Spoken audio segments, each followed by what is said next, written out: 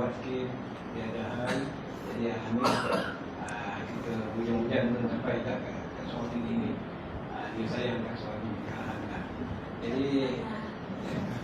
Jadi kita tambah dengan awak lah. Kita teruskan apa ni kuliah kita orang Muslim.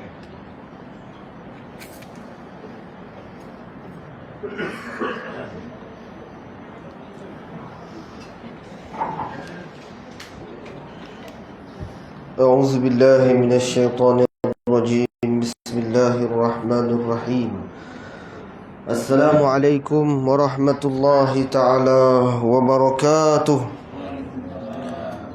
أستغفر الله العظيم أستغفر الله العظيم أستغفر الله العظيم الحمد لله رب العالمين وبه نستعين على أمور الدنيا والدين أشهد أن لا إله إلا الله وحده لا شريك له وأشهد أن سيدنا محمدا عبده ورسوله ونصلي ونسلم على حبيبنا شفيعنا محمد صلى الله عليه وسلم وعلى آله وصحبه والتابعين ومن تبعهم بإحسان إلى يوم الدين رب اشرح لي صدري ويسر لي أمري واحلل عقدة من لساني يفقه قولي رب زدنا علما وارزقنا فهما اللهم يسر ولا تعسر رب تمم بالخير يا فتاه يا عليم افتح لنا فتوح العارفين اللهم ألهمنا رشدي وأعذه من شر نفسي أما بعد Alhamdulillah summa alhamdulillah. Yang berusaha Tuan Haji Hablah selaku pengurusi di Surau Tinggi, Tuan Imam dan ahli jawatan kuasa, para kepimpinan masyarakat berserta anak buahnya yang bersaka dengan warisannya, yang beradat dengan istiadatnya, mana yang usahawan dengan perniagaannya, mana yang otai dengan pengalamannya yang legend, dengan apa yang ditinggalnya, tuan-tuan dan puan-puan, hadirin hadirat, muslimin muslimat yang dirahmati dan didoakan, mudah-mudahan semuanya berada dalam limpah kurnia barakah inayah Allah Azza wa Jalla. Anak teruna badan kurus masuk kem pagi-pagi panjat petai. Kalaulah tidak kerana Bukit Putus tadi tadi saya sudah sampai. Tamahlah tuan-tuan, saya dah tak bekerja di Jempol. Saya sekarang bekerja di Seremban. Jadi tak tahulah apa masalah di Bukit Putus tu tuan-tuan ya. Kalau ada anak tuan-tuan yang bagi tahu lambat balik semua, dia buat jalan. Jadi itulah tuan-tuan, daripada 5 suku keluar, 7.30 pun sampai Batu Kiki. 2 jam. 5 suku keluar, 7.30 pun sampai Batu Kiki. Tak tahu nak jadi apa lah tuan-tuan. Kan? Tapi minta maaf lah tuan-tuan, saya ingat saya beritahu Haji Maulud tadi batal lah. Tapi kata Haji Maulud, Tuan Maulud kata jangan, kata ramai dah tunggu. Jadi tak apalah, saya datang lah juga tuan-tuan. Tapi minta maaf lah, lambat sikit. Maafkan saya ya tuan-tuan. Syukur alhamdulillah lah surau ni hujan tuan-tuan. Kawasan kita ni hujan, walaupun Negeri Sembilan panas tuan-tuan ya. Negeri Sembilan ni panas sekarang. Oh panas ya tuan-tuan. Macam-macam panas lah kan. Cerita dalam istana, cerita dalam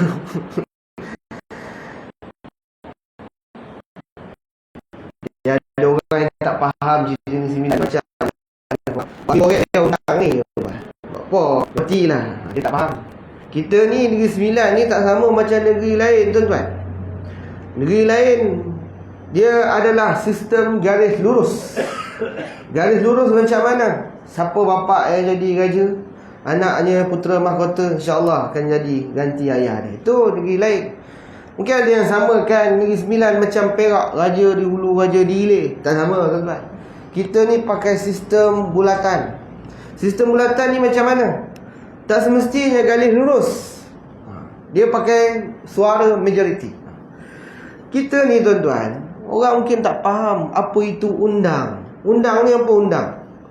Undang perkahwinan, bukan undang perkahwinan. Undang ni taraf dia sama macam raja. Kalau tuan-tuan tengok deklarasi kemerdekaan yang ada dekat galeri, ada dekat muzium, yang tanda tangan adalah Raja-Raja Melayu dan juga Undang yang 4. Undang yang 4 ni tuan-tuan, dia bukan orang biasa. Mereka ada kuasa untuk memilih Duli Yang Maha Mulia yang di Tuan Besar Negeri Sembilan. Undang yang 4 ni. Undang yang 4 ini pula, dia bukan dilantik, diwaris daripada susu galur, tetapi dipilih oleh adat.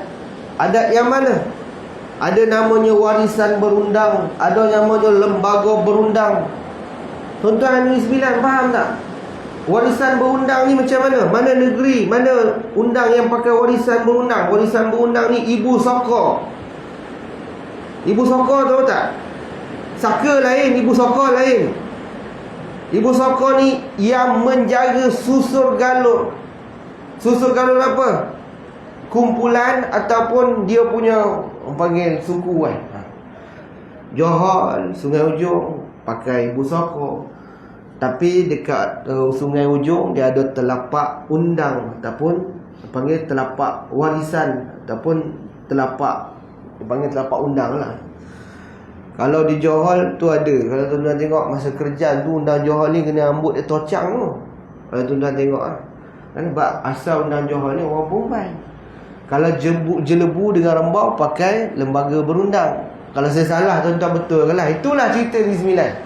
Jadi sistem dia apa? Anak buah melantik buah pak melantik lembaga melantik penghulu adalah undang. Tu gitu tuan-tuan di Sembilan ni.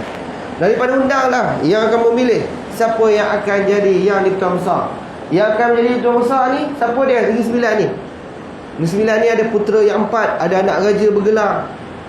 Kalau cakap dengan anak raja bergelar dengan putera yang 4, tuan-tuan tak boleh gelar diri saya, kena gelar diri Patik, Teguh Kecil Muda, Teguh Besar, Teguh Imam. Itu semua anak raja bergelar. Kalau putera yang 4, siapa putera yang 4? Cerita adat pula tuan-tuan. Boleh ke? Tuan-tuan kenal tak putera yang 4? Kalau Johor, putera Mahkota Johor, dia seorang. Meninggal Sultan Johor, mangkat, InsyaAllah yang jadi putera Mahkota Johor ni lah yang akan jadi Sultan Johor. Negeri Sembilan, putera yang 4. Siapa putera yang 4? Tengku Besar Seri Menanti, Tengku Panglima, Tengku Laksamana, Tengku Muda Sultan. 4 ni akan jadi yang di-Ketua Besar setelah bermesyuarah para undang. Jadi kita tak boleh nafikan tuan-tuan. Ini semua ada dalam undang-undang tubuh negeri. Ini benda yang ada tuan-tuan ya. Jadi sebab tu kita kena fahamlah sikit, supaya bila orang luar sebut apa guna, apa tah undang ni, tak pernah tahu pun, kita sekurang-kurang orang Negeri Sembilan tahulah sikit. Tak payah campur semua, tapi tahu sikit okey lah. Supaya bila orang luar petikai tu, kita ni ambil pepatah hari ni lah tuan-tuan. Di mana bumi dipijak, di situ langit ku junjung. Walaupun kita ni memanglah ada orang khabar, saya bukan asal Sembilan, tapi guna prinsip tu. Kat mana kita duduk, kat situlah langit kita junjung. Kita duduk Negeri Sembilan, maka Negeri Sembilan lah yang kita gunakan. Negeri Sembilan lah apa yang ada, yang kita pertahankan. Mungkin ada orang khabar, ada adat ni tak payahlah lah, gantilah adat ni. Tuan-tuan, kita kena faham, dalam perbilangan adat, frasa yang ada disebut, adat bersendikan hukum, hukum bersendikan syarak, syarak bersendikan kitabullah. Itu dia. Bulat air kerana pembentuknya, bulat manusia kerana muafakat. Ada orang khabar dia tak faham, apalah biar mati anak jangan mati adat khabar. Apa dia biar anak tu mati? Apa dia sembilan morning anak dia biar mati khabar. Adat dia hidup. Dia tak faham. Dia tak faham makna sebenar adat. Al-adatul muhkamat, adat yang jadi hukum. Adat yang bersendikan daripada Al-Quran, adat yang bersumberkan daripada hadis Nabi sallallahu alaihi wasallam. Sesungguhnya itulah tuan-tuan, nilai special. Bukan sebab kita anak negeri, tapi negeri lain. Saya sebut satu jawatan, tuan-tuan. Jawatan apa? Jawatan mufti. Jawatan mufti yang nak keluarkan hukum yang akan digunakan oleh negeri ini. Kena ingat, hal ehwal agama ni bawah mana? Ketua agamanya siapa? Sultan. Agama Islam ni, ketua agama dia siapa? Raja, Sultan, yang diutama besar. Negara yang, negeri yang tak ada sultan, di bawah yang di luar agung. Itu kita punya sistem raja berpelbagai.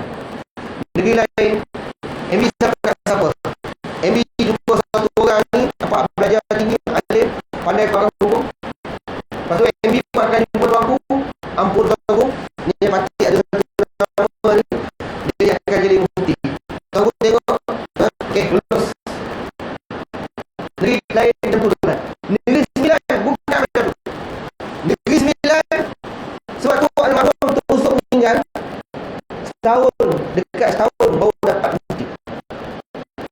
Kenapa? Negeri Sembilan jadi ada calon tadi mesti jumpa undang. Hamba Datuk nak berkenal dengan dia antara calon. Kalau nak tahu, Dr. Zulkifli Al-Bakri itu antara calon mufti Negeri Sembilan. Undang empat, satu dia tak setuju, tak boleh dia jadi mufti. Lepas yang buat keputusan kambing, bawa hadap dengan tuanku, semua okey, barulah orang boleh jadi mufti. Leceh, bukan leceh, tapisannya besar. Bila tapisannya besar, agak-agak berkualiti tak tuan-tuan? Kita nak pilih menantu lah, menantu nak pilih ni, mak empat mak saudara dengan abah 6 orang. Kau yang nak mana? Yang temu duga ni 6 orang. Tak dapat menantu yang hantu senang besar. Payah sikit lah sebab lapisan itu luas. Nampak? Itu keadaan dia. Nak jadi mufti Sembilan. Sebab tu insyaAllah lah mufti yang nak jadi Sembilan ni bersih daripada fahaman Wahabi, Syiah, faham yang sama, insyaAllah dia akan bersih sebab tapisan dulu luas ataupun tapisan dulu ketat kita kata. Tu baru nak ganti mufti. Belum cerita nak buat benda baru, nak buat harga fitrah baru. Dapat harga fitrah daripada RM22 jadi RM20. Bukan senang.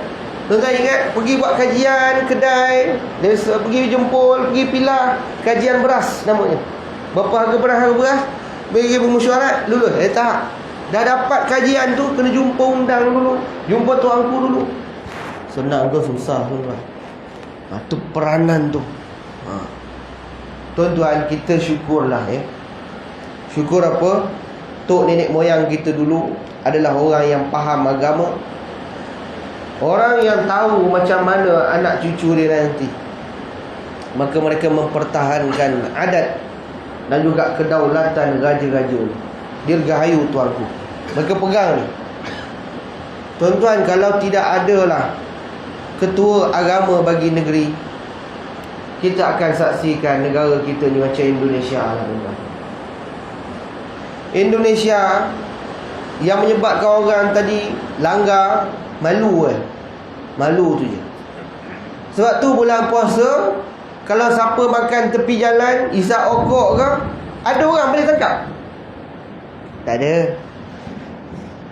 Tengah semayang, jatuh Nusantara, pergi semayang Jumaat, hari bulan puasa, letak okok kat dalam kocek, tiba-tiba time okok jatuh. Ada orang boleh tangkap? Tak ada. Kalau dekat tempat kita, kalau tak puasa, buat aduan, kuat puasa, boleh tangkap tak? Boleh. Tu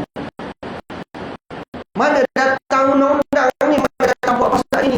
Asal dia adalah ketua agama itu adalah Raja Sultan Ya Tosa. Syukur kita lah tuan-tuan. Kita banyak-banyak syukur. Jadi kita kena sama-sama doakan. Benda yang tak boleh kita campur, jangan kita campur. Sebab tu kita kena pertahankan. Saya sebut tadi al-adatul muhkamah. Macam mana daripada hukum, itulah yang menjadi adat kebiasaan, itulah yang menjadi undang-undang. Saya ulang balik, ada orang tak faham, dia akan sebut yang anak mati sedangkan adat dia hidup. Hal ini bersandarkan daripada hadis Nabi SAW. Apa dia sebut? Nabi kata dalam satu hadis, Nabi sebut dalam hadis Bukhari, Nabi kata lau anna Fatimah binti Muhammad sahabat qata' yadah. Kalaulah Fatimah binti Muhammad itu menteri, nescaya akan aku potong Nabi. Maksudnya apa? Anak Nabi sendiri kalau langgar hukum adat, Nabi takkan pilih dulu. Itu maksudnya adat yang datang daripada hukum yang bersumberkan daripada kitabullah. Adat yang bersendirikan hukum, adat bersendirikan syarak, syarak bersendirikan kitabullah. Itu asasnya. Maka yang hak akan kembali kepada yang hak. Jadi banyak kita kembali kepada, tapi ada riwayat kita nak cerita hal sensitif. Nanti kita boleh cerita tuan-tuan ya. Dia banyaklah benda-benda di sini dan dia tak sama macam negeri yang lain. Pokoknya cuma apa yang kita mahukan adalah bagaimana raja yang sayang kepada agama, yang taat kepada Allah dan Rasul, yang mempertahankan apa keistimewaan orang Melayu. Maka ini yang kita sebut mustahil Melayu menderhaka kepada raja. Ini kalimah yang tua. Kita nak sebagai ketua agama kita, kita doakan Allah bagi hidayah, Allah dan kita nak dia jadi payung kepada kita semua. Itulah tuan-tuan ya. Okay tuan-tuan, selesai kita sambung kita punya pengajian kongsian kita dalam Tadabbur Al-Quran. Tuan-tuan dengar tuan-tuan, hujung-hujung ni dengar tuan-tuan, hujung ni sudah tidur. Ada orang berbahan takkan nak tidur waktu maghrib. Tengok ada juga macam tu. Dia tidur maghrib, bangun kedua, dia sembahyang isyak, lepas tu pun buat tahajud. Tapi dia sembahyang seorang pula, tak dapat apa lu isyak berjemaah. Kan kalau isyak dengan subuh berjemaah ni pahala dia sama macam bangun seluruh malam. Kan luar biasa. Kita sambung daripada surah An-Nazi'at. Allah Ta'ala sebut dalam ayat sebelum ini, فَإِذَاهُمْ بِالسَّاهِرَةِ. Bagaimana Allah Ta'ala menyebut apa? فَإِذَاهُمْ بِالسَّاهِرَةِ. Bagaimana keadaan muka bumi yang putih dan rata. Putih dan rata ini keadaannya ketika mana ditiupkan kehancuran bagi alam ini. Hal adakah hadis Musa? Sudah sampai kepada wahai Muhammad perihal Nabi Musa. Allah Ta'ala cerita tentang alam yang akan hancur binasa. Maksud alam yang akan hancur binasa, alam yang akan jadi rata. Kita kena sedar, tempat kita masuk, kita akan keluar. Tapi ada tempat kita masuk, kita tak akan keluar. Ada benda masuk, kita akan keluar. Kita masuk dalam perut mak kita, kita keluar. Kita masuk dalam alam bumi, kita keluar. Tapi bila masuk alam akhirat, kita tak keluar. Ini beza. Jadi bila kita masuk, kita mesti ada keluar. Dan keluarnya kalau boleh dialah sebagaimana masuknya. Masuk dalam bumi alam syahadah ini dalam keadaan tak ada bersyahadah Allah itu Tuhan kita. Keluar biarlah seperti itu. Masuk dalam bumi tak ada dosa. Keluar dari bumi biarlah dalam keadaan bersih, tak ada dosa. Itu keadaan yang kita nak, supaya bila keluar alam akhirat keadaan kita sama macam masuk ni. Apa maksudnya? Bersih radhiyallahu anhu wa radwan. Allah redha kepada kita, kita redha pula kepada Allah Subhanahu wa taala. Itu kunci dia tuan-tuan. Sebab itu kalau ada lah perkara yang menguji keimanan, tak berbaloi untuk dunia, tinggalkan. Tak berbaloi untuk akhirat, tinggalkan. Saya cerita lah, mungkin malam akhir ni kita mahu berakhir. Isu ni macam-macam. Kadang-kadang kita pun menjadi keliru. Sumbernya banyak. Nabi yang mana satu pun tak tahu. Takkan kita boleh buat keputusan ni. Antara ceritanya apa tu? Dekat 230 tahun. Ada apa yang baca berita? Mana yang baca? Baca tu Astagfirullahaladzim. Mana dia bayar zakat? Tak syai'ah dia. Baik dia bagi kat saudara dia. Dia baca dulu. Sedangkan isu sebenar, cerita dia lain. Cerita dia lain. Tuan tak cerita. Tuan buat hidup tak dia. Tuan tak cerita. Tuan tahu tak jelas tak? Dia bukan cerita semua negeri. Dia cerita agama ni bawah yang Kelanjutan ketua agama. Hal ehwal agama ni ikut negeri. Dapat zakat yang mas kahwin, kiblat sembahyang dengan hari hanya Tuhan yang agama negeri. Sebab itu kalau negeri nak buat kaya sendiri pun, puasa awal sekali pun tak salah. Itu asas ni. Sebab tu zaman dulu pernah Perak raya, dua raya negeri lain. Hal ehwal negeri, agama negeri. Tapi kita kena faham, punca diseleweng apabila ada yang mengambil kesempatan. Punca menyeleweng adalah apabila ada yang nak ambil daripada hak orang lain. Saya sebut ambil hak orang lain. Negeri yang manis, nur jauh di sana, penduduknya tak sampai 300,000. Saya dah sebut dah banyak kali.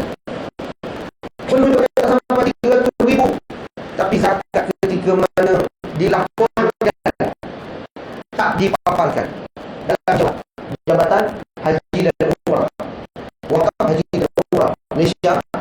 Semua kita beritahu berapa dia dapat zakat, berapa dia bagi. Satu negeri je yang ujung rumah, dia tak beritahu berapa dia dapat. Yang kita tahu adalah apabila awak negara beritahu dia dapat 5 juta untuk bayar zakat Selangor 1.2 bilion, wilayah 1.1 bilion, Johor 800 juta, Perlis nombor 4 500 juta. Tak kebalik. Kebalik tak?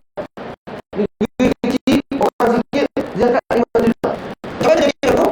Apabila mereka menggunakan dahulu ambil dua, kemudian tukar ejen dua, digunakan konsep apa, siapa bayar zakat di situ dia akan pulangkan balik, dan pulangkan balik itu dalam bentuk mesti diagihkan. Tolong agih. Orang ni duduk kat Selangor, dia bayar zakat dekat negeri tu, ujung tu, negeri ujung ni bagi dekat dia separuh, supaya dia agihkan balik. Dia bayar zakat 100,000, negeri ni bagi dia balik 550,000. Bagi dia itu kalau baru ni melalui NGO yang bayar dapat 20, yang bunyi dapat 40. Dulu dia gunakan konsep ni. Konsep apa? Siapa bagi separuh, dia akan pulangkan separuh. Dulu konsep dulu. Sampai dia terasa asal kita. Asalnya mana ada kita bayar zakat, kita dapat balik? Tak ada. Tapi disebabkan nun jauh ni sana, maka wilayah pun terpaksa buat yang sama. Selangor pun terpaksa buat yang sama. Apa dia? Siapa bayar zakat akan dapat sama. Tapi beza wilayah dengan Selangor ada laporan. Aku bagi balik kat kau ni, mana laporan bagi kan? Tapi negara nun jauh di sana, dia bagi tak ada laporan. Bila tak ada laporan, Jabatan Audit Negara masuk. Jabatan Audit Negara masuk. Jabatan Audit Negara tanya, mana laporan? Jadi dia tukar pula konsep yang lain. Apa konsep yang dia tukar? Satu zakat di sana, dia akan dapat 60%, 20% orang yang bayar, 40% orang yang kutip. Dia tak panggil tolong lagi, dia panggil orang tadi asnaf fisabilillah. Bila asnaf fisabilillah, orang dia tanya tak? Dia tak akan tanya dah, sebab orang ni dah masuk asnaf. Kalau dapat 4 juta, dapat 60,000, 20,000 untuk orang yang bayar, 40,000 untuk orang connect.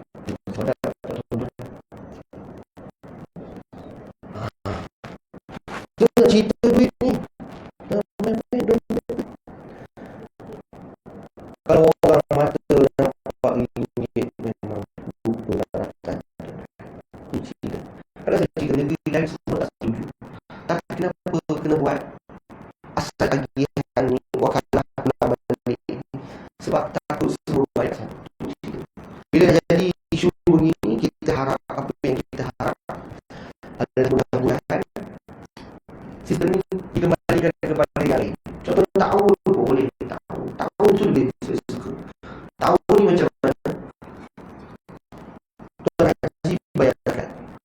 bayar zakat, kita tak dapat duit, tapi kita dapat hak untuk tuan asnaf. Macam mana? Bagi kita orang pejabat kat kampung saya tu, ada seorang orang susah, tak minum air kuih, air hujan minum. Punyaklah susah dia tu.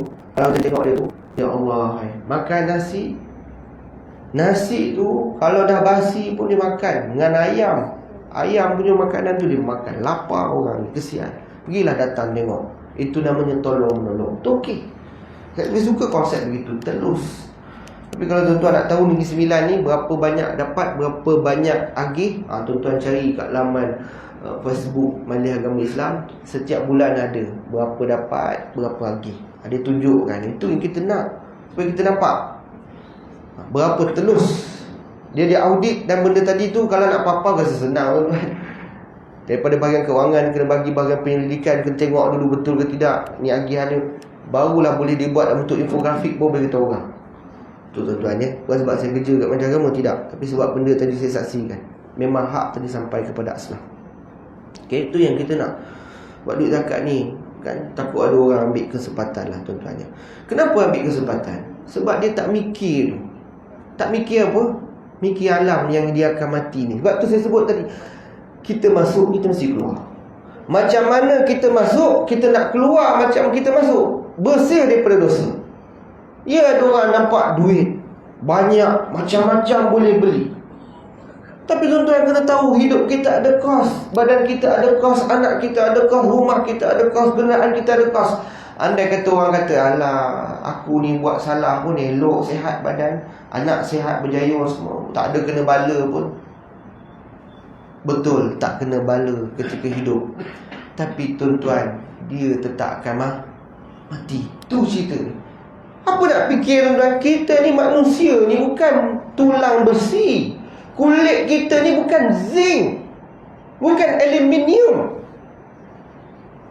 Kita punya kulit ni tuan-tuan, kulit ni kena katas pun boleh luka. Takkan tak fikir alam yang akan kita sebut nanti akan sampai. Tak berbaloi lah tuan-tuan. Pokoknya buat jahat dekat dunia ni tak berbaloi. Sebab itu buat jahat kalau terlepas, kalau zuri atau wabu, sebaik-baik orang pendosa adalah yang tahu. Itu cerita. Dan juga yang masuk juga adalah orang yang berdosa, dia bertobat. Yang mana ada ruang taubat, minta ampunlah kepada Allah Subhanahu Wa Taala. Nak biarkan diri kita bersih.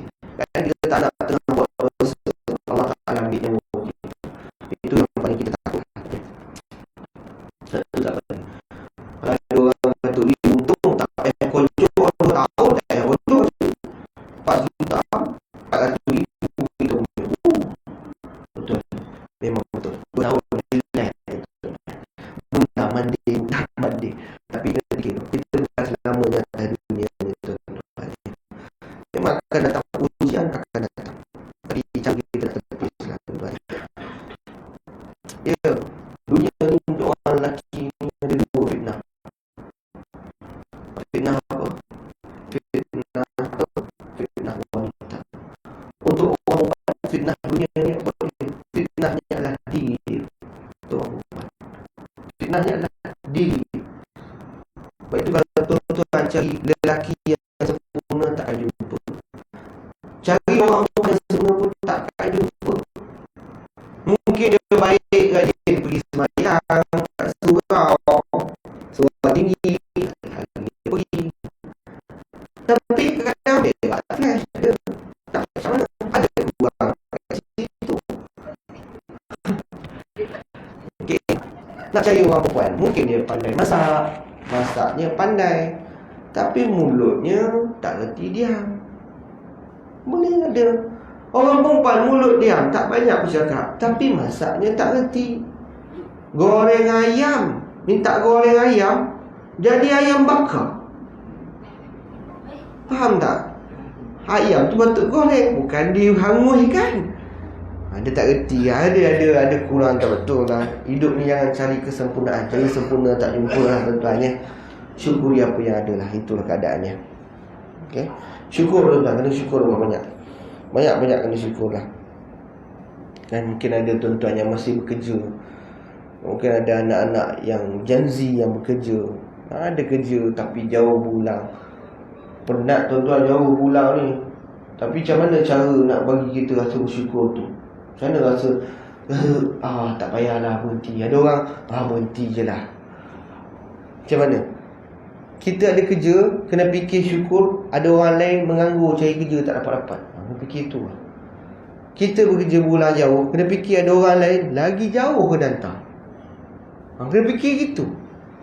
Bila kita fikir ada orang lagi kurang pada kita, datanglah rasa syukur. Alhamdulillah ya Allah. Itu cara nak rasa syukur tu. Kalau kita fikir, tak adil, dia ni dapat dekat, kenapa aku jauh? Kalau nampak orang yang lebih daripada kita, memang kita akan rasa kita kurang. Tengok orang yang lebih, kita akan rasa diri kita kurang. Tengok orang yang kurang, kita akan rasa kita lebih. Itulah cara kita nak syukur. Dalam hal ehwal dunia, tengok orang yang kurang. Dalam hal ehwal akhirat, kena tengok orang yang lebih. Itu konsep dia. Dalam dunia, tengok apa yang orang lain tak ada. Dalam hal ehwal akhirat, ibadah khusus, tengok apa orang lain lebih. Tengok orang lain berapa banyak ada sedekah. Takkan aku nak sedekah banyak ni. Tengok orang lain, jom makan, jom kita ngeteh hari ni. Minta maaf dan puasa. Puasa hari Selasa, puasa hari putih. Sudah selesai. Hari Jumaat, jom kita makan. Minta maaf dan puasa Daud. Puasa Daud pula. Anda orang. Tengok orang yang lebih daripada kita. Kalau kita tengok orang yang kurang, apa orang kurang dalam ibadah? Tengok orang yang bulan puasa sehari je. Aku lagi elok daripada dia. Dia puasa penuh lah, elok lah. Memang kita akan rasa kita ni baik sebab kita tengok orang yang kurang. Ibadah kena tengok orang lebih daripada kita. Itulah keadaan dia tuan-tuan ya. Hal ataka hadis Musa. Allah Ta'ala cerita kepada Nabi SAW, wahai baginda Nabi, hal ataka hadis, adakah sampai kepadamu tentang hadis, cerita-cerita tentang Nabi Allah Musa. Hal ataka hadisu Musa, sampai tak cerita tentang Nabi Allah Musa? Apa kaitan Nabi SAW dengan Nabi Musa? Nabi SAW ini banyak menjadi inspirasi, motivasi kepada Nabi SAW. Nabi Musa pernah diuji dengan kaum. Nabi Musa pernah diuji dengan menghadapi pemimpin yang zalim. Nabi Musa pernah diuji dengan penghinaan.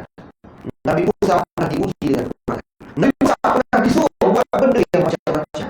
Jadi Nabi Musa itu menjadi indikator motivasi Nabi SAW untuk buat sesuatu. Ada sahabat curi kepada Nabi, persoalan tentang ghanimah, rampasan kota. Dia cakap dengan Nabi, ya Rasulullah, ini tidak adil. Kalau ikut Nabi lah geram aku. Aku ni Nabi, takkanlah ada orang yang lebih adil pada aku. Ada tak orang lain yang lebih adil pada Nabi? Tapi ada orang berani bagi, ya Rasulullah, tak adil. Kenapa orang yang dapat lebih? Kenapa orang yang dapat kurang? Ada orang persoalkan. Sedangkan Nabi ada justifikasi apa sebab orang ni lebih. Kan orang ni lebih, orang ni asal pun masih sama orang. Apa sebab orang ni lebih? Orang ni orang Haji. Apa sebab orang ni lebih? Orang ni orang Ansar. Apa sebab orang ni lebih? Orang ini mengorbankan hartanya pada orang Islam. Tapi pandang tu semua, Nabi SAW akan susun supaya benda tadi nampak adil. Sebab adil bukan sama rata, tapi adil ni Nabi bagi pada siapa yang layak untuk lebih, siapa yang patut dikurangkan. Itu kaedah Nabi, tapi ada tak adil. Maka Nabi SAW kata apa? Nabi teringat kepada kekandanya Nabi Musa AS yang dimalukan oleh kaumnya.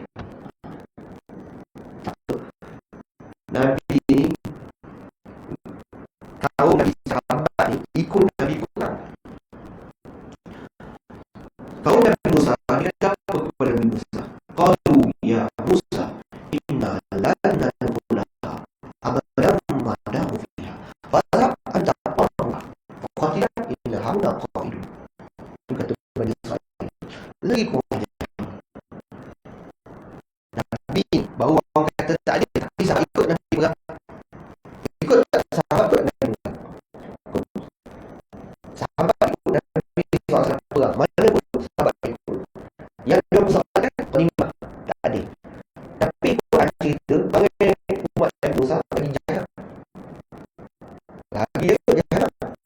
Apa dia kata Nabi Musa? Qalu ya Musa inna lana nadkhulha. Wahai Nabi Musa, kami tak masuk surga. Abadamu fiha. Sampai diri kamu tak ikut. Fadhhab anta wa rabbuka. Kalau kau nak kau masuk pergi perang surga. Ayat dari Israel. Wajah Hajar cakap kepada Nabi macam tu. Aku tak nak pergi perang. Kau nak pergi perang pergi sini. Kau pergi pada anta wa rabbuka. Bukan cakap kau pergi. Kau dan Tuhan kau pergi perang. Pada anta wa rabbuka. Kau dan Tuhan kau pergi perang sendiri. Maka dia dah mendapat ini. Dah benar nanti kau ikut. Ayat bagi Israel pun Hajar. Apa kata Nabi Musa? Apa kata Nabi Musa? Adakah Nabi Musa kata orang ni hancur pada tak? Ini yang buat Nabi tenang. Qala rabbi inni la amliku illa fi wa akhi. Nabi Musa kata qala rabbi, wahai Tuhanku, Rabbi inni la amlik, wahai Tuhan, aku tak ada kuasa illa nafsi wa akhi, melainkan yang ada aku, saudara aku Harun. Nampak Nabi Musa? Nabi kenang Nabi Musa. Aku ni sahabat aku ikut aku perang. Nabi Musa ni dia punya cerita kaum dia tak nak pergi perang sama-sama. Sebab itu Nabi Musa ni jadi motivasi kepada Nabi SAW. Itu cerita dia lah tuan-tuan. Okay. Apa Allah Ta'ala cerita lagi? Iznada Rabbuhu bilwadil muqaddas tuwa. Allah Ta'ala cerita kepada Nabi tentang bagaimana, bukan yang tadi, ini cerita tentang Nabi Musa menghadap kepada Allah di tempat namanya Muqaddas Tuwa, ataupun kita panggil sebagai Bukit Tur Sinah. Muqaddas artinya suci. Tua adalah satu kawasan lembah. Maksudnya Muqaddas Tuwa, lembah suci. Macam mana Allah Ta'ala panggil Nabi? Macam mana Allah Ta'ala panggil Nabi Musa? Lain. Nabi Musa di gua jua, dia dapat wahyu daripada Allah. Nabi Musa di bukit jua, lembah, kawasan tinggi. Yang mana beza Nabi SAW, Nabi berada dalam keadaan pelukan malaikat Jibril. Nabi Musa bercakap dengan Allah Ta'ala. Tapi mereka adalah Rasul. Allah Ta'ala cerita keadaan. Ini Nabi Musa, ini Nabi SAW. Lepas itu kalau kisah para Nabi ni, kita tengok dalam Quran, itulah kisah yang sebenar.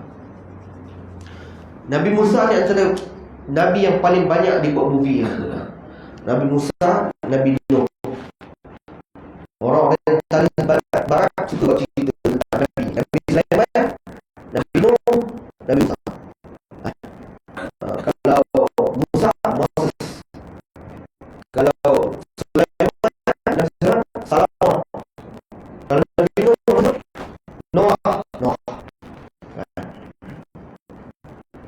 Nabi-Nabi ni orang putih suka buat cerita. Cuma kita kena beza.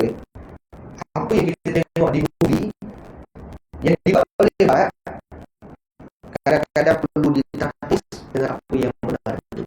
Cerita Nabi Musa macam bersih lah. Nabi Musa mak dia macam mak dia sorok dia dalam masa Fir'aun datang, mak dia sorok adik dia berbalik dinding. Itu semua cerita tak ada. Dalam Quran cerita dia mak dia lahir, mak dia sama dia hanya dekat sungai. Tapi dalam kursi Ibrani dia sorok. Ada pula cerita lain macam mana angkat dia bukan angkat sebenar.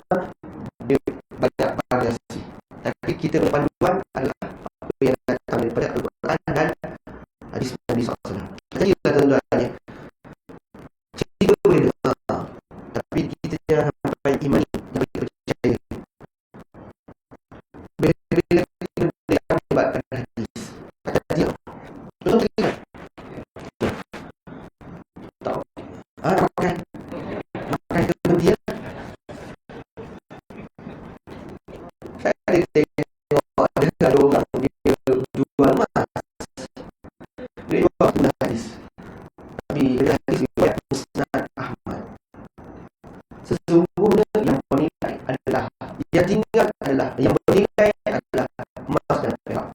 Oleh itu simpanlah emas dan perak. Riwayat Musnad Ahmad. Wajib emas guna di sini. Itulah palsu. Palsu. Kita tak nafi. Nama Nabi dapat. Sayyidina Uthman guna dirham perak untuk beli telaga.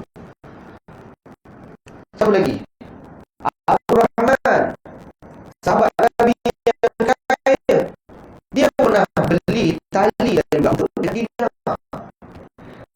Sahabat Nabi Al-Ayyub Al-Ansari bagi pinjam dengan dinar. Tapi jangan guna hadis yang tak ada untuk orang bebas. Simpanlah emas juga. Kita tak nafi emas dan perak ini memang dia adalah aset heaven yang selamat.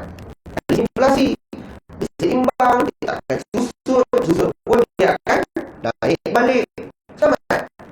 Tapi jangan guna hadis palsu. Itu cerita dia. Hadis palsu satu hal, misleading satu hal, salah taksir pada juga. Okey, tuan-tuan kenal Ziarah Zainal Rashid Ahmad. Tuan-tuan sebut dia adalah orang yang banyak pengalaman dia. Dia pernah jadi jurnalis, jadi wartawan, duduk dekat meja prima, duduk dekat Astro, duduk dekat negara dia pergi macam-macam buku yang baca, luas pengetahuan. Kita dengar pandai, tapi bila dia sentuh hadis, dia belah sendiri. Kat sini saya kata dia kena betulkan.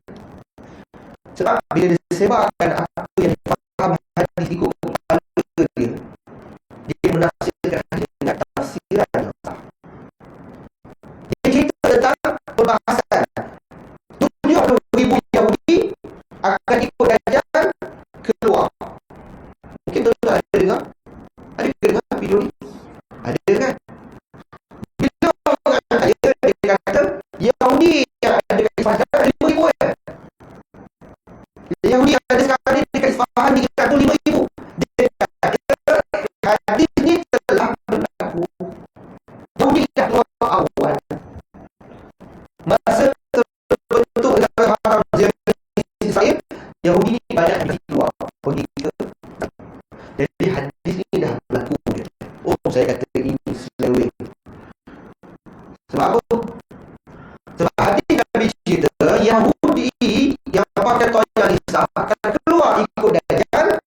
Dia keluar setelah Dajjal keluar.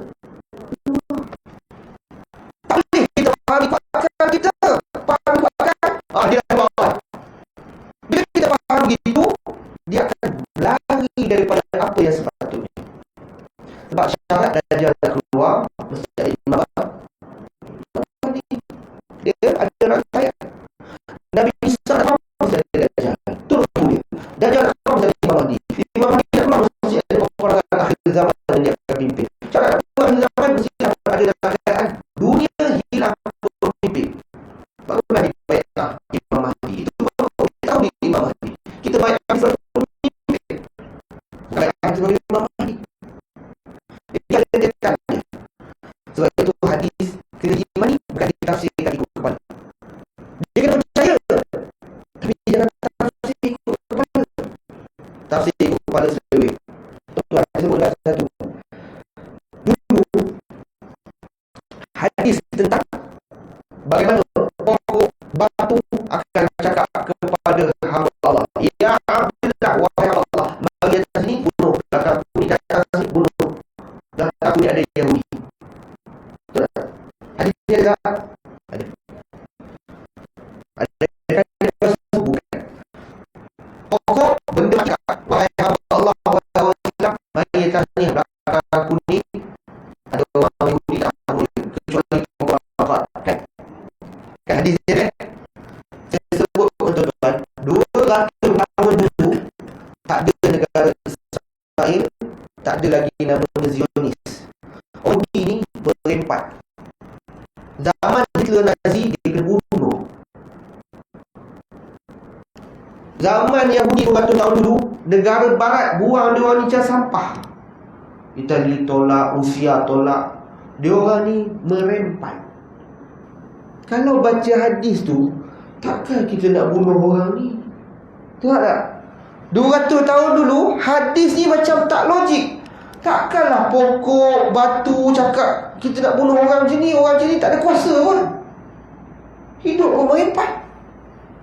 Tapi tuan-tuan tengok, lepas 200 tahun, ada Zionis, ada Israel. Tengok kejahatan dia, tengok apa dia buat dengan orang Palestin. Barulah kita nampak hadis, pokok cakap, batu cakap, mari sini datang. Nampak? Jadi hadis ni kena diimani. Sebab tu 200 tahun dulu ulama' tak bahas pun. Sebab takkan kita nak bunuh orang lemah, takkan nak bunuh orang yang kena zalim. Hitler tuan-tuan, dikumpulkan orang, habis dibakar semua, dibunuh orang Yahudi. Takkan kita nak bunuh orang yang dalam keadaan macam ni? 200 tahun dulu hadis ni tak nampak. Lepas sekarang baru kita nampak. Sama macam hadis 70,000 ni kan, kita tak nampak sekarang. Mungkin akan datang, kita tak tahu apa jadi dekat Iran. Mungkin akan jadi tempat Yahudi berkumpul, mungkin akan jadi tempat negara Yahudi. Wallahualam, kita tak nak ulas. Tapi buktinya tetap 70,000 itu akan keluar ikut Dajjal. Itu hadis ya tuan-tuan ya. Jadi hadis kena diimani dan penafsirannya mesti betul. Itulah tuan-tuan ya. Ada soalan nak tanya? Cukuplah tuan-tuan. Pukul 9 tadi lauk sejuk tuan-tuan. Ada soalan nak tanya? Tak ada lah, insya-Allah ya. Kalau tak ada soalan yang baik daripada Allah, yang lemah dan silap daripada kelemahan diri saya sendiri, mudah-mudahan dapat bersua lagi. Aku qauli hadza wa astaghfirullahal azim li wa lakum. Wassalamualaikum warahmatullahi taala wabarakatuh. Auzubillahi minasyaitonir rajim. Bismillahirrahmanirrahim. Alhamdulillahi rabbil alamin, wassalatu wassalamu ala sayyidina Muhammad wa ala alihi wa sahbihi ajma'in. Allahumma faqihna fid din wa 'allimna ta'wil wahdinas siratal mustaqim. Siratal ladzina an'amta 'alaihim minan nabiyyin was-siddiqin wasyuhada was-salihin. Wa hasuna ulaika rafiqa ya arhamar rahimin. Allahumma ya Allah, kami yang hadir di rumahmu ini ya Allah, kurniakanlah afiah kepada kami yang hadir ya Allah. Luaskanlah rezeki kami ya Allah. Kurniakanlah ketenangan di dalam jiwa sanubari kami ya Allah. Kurniakanlah kebahagiaan kepada diri kami dan ahli keluarga kami ya Allah. Ringankan anggota badan kami untuk melakukan ketaatan ya Allah. Jauhkanlah daripada jiwa kami, anggota badan kami, daripada melakukan perkara yang mengundang kemurkaan-Mu ya Allah. Ya Allah, jadikanlah hati kami ya Allah apabila beramal hanya untuk-Mu ya Allah. Ya Allah, jadikanlah setiap amalan kami sampai kepadamu ya Allah. Kami berlindung ya Allah daripada amalan yang dicampak semula kepada kami ya Allah. Jadikan setiap langkah kami ke rumahmu ini ya Allah sebagai langkah yang mendapat ganjaran. Setiap langkah yang menghapus dosa kami ya Allah. Matikan kami dalam keadaan husnul khatimah. Sallallahu ala sayyidina Muhammad wa ala alihi wa sahbihi wa baraka wa sallam. Alhamdulillahi rabbil alamin. Taqabbalallahu minna wa minkum.